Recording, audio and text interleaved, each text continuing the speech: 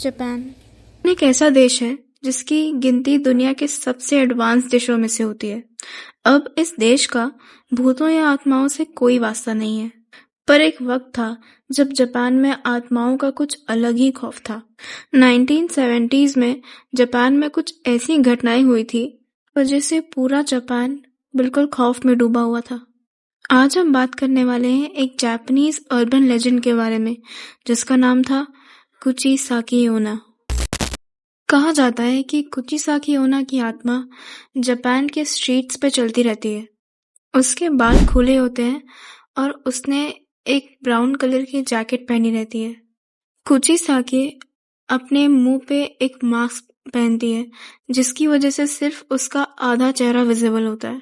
आत्मा ज्यादा करके रात को सड़कों पे भटकती नजर आती है और उसके हाथों में एक बहुत बड़े साइज का सिजर होता है। जापान के कुछ लोगों का ये कहना था कि कुचिसाकी ज्यादा करके छोटे बच्चों को अपना शिकार बनाती है। इसी रीजन की वजह से शाम होते ही सारे पेरेंट्स अपने अपने बच्चों को वार्न करते थे कि शाम होते ही घर से बाहर मत निकलना। अगर कुचिसाकी ओना की नजर किसी इंसान पे, किसी बच्चे पर पड़ गई, तब उस बच्चे का बचना नामुमकिन है। वो उस बच्चे का इतना बुरा हाल करती है जो आप और मैं सोच भी नहीं सकते। कुचिसाकी ओना का इंटरेक्ट करने का तरीका कुछ ऐसा होता है कि वो अपने विक्टिम के पास जाती है, ये सवाल पूछती है कि क्या मैं खूबसूरत हूँ, और अगर वो बच्चा इस सवाल का जवाब हाँ देता है, कुचिसाकी धीरे से अपने चेहरे से वो मास्क हटाती है और तब नजर आता है उसका चेहरा जो एक कान से लेकर दूसरे कान तक बहुत ही बुरी तरह चीरा गया है और उसके मुंह से लगातार खून की बूंदें टपक रही हैं। अपना चेहरा दिखाने के बाद कुचिसाकी उस बच्चे से एक बार फिर वही सवाल पूछती है, क्या तुम्हें अब भी लगता है कि मैं खूबसूरत हूँ? इस पॉइंट के बाद उस विक्टिम के पास दो चॉइसेस होती हैं। या तो वो हाँ कर दे कि हाँ तुम अब भी सुंदर हो, या तो वो ये कहे कि नहीं तुम बिल्कुल भी सुंदर नहीं हो।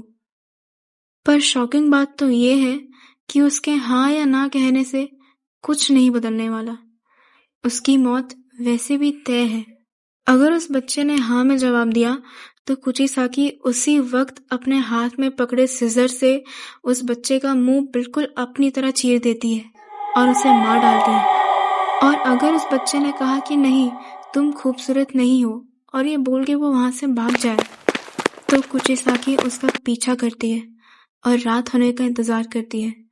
जैसे ही उसका विक्टिम सो जाता है वैसे ही वो जाके उसका भी मुंह वैसे ही चीर देती है और उसे नींद में ही मार डालती है।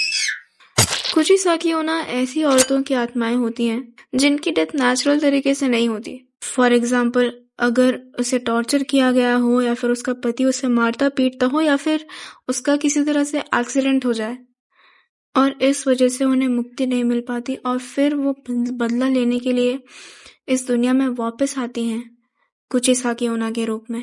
तो ये कहानी थी कुचिसाकी ओना की। अगर आप लोग चाहते हैं कि मैं ऐसे ही कुछ और जापानीज अर्बन लेजेंड्स की कहानी कवर करूं तो प्लीज कमेंट बॉक्स में मुझे कमेंट करके बताइए। Thank you and see you in the next video.